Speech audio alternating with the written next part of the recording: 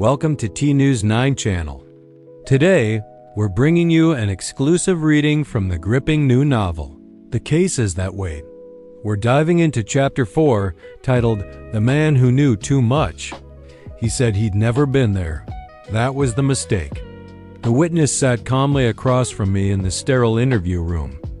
A little too calm, if you ask me. His hands were folded neatly on the table, his gaze steady. He claimed he'd never set foot in that dark, narrow alley behind the old bookstore. He swore on it. But then, he let something slip, a tiny detail. He mentioned the streetlight, the one at the far end of the alley, and how it flickered. You only notice a detail like that if you've stood under it, if you've seen its inconsistent light dance on the grimy brick walls.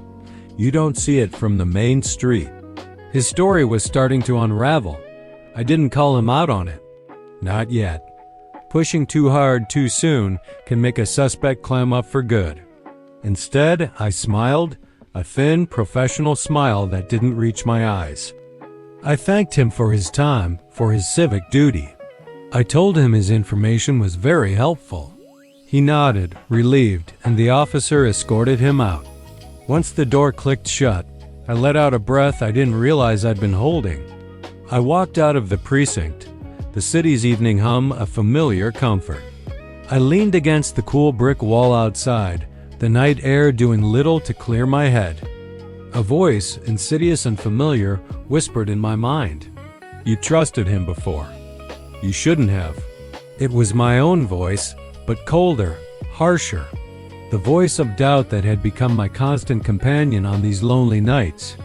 I wanted to scream back at it, to ask who it was, to demand why it sounded so much like me, like the man I used to be before the job wore me down.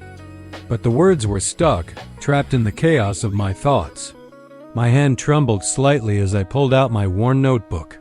Under the witness's name, I wrote a single emphatic word: recheck.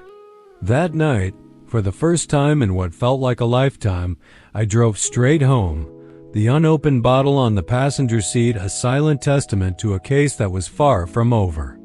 I went home sober.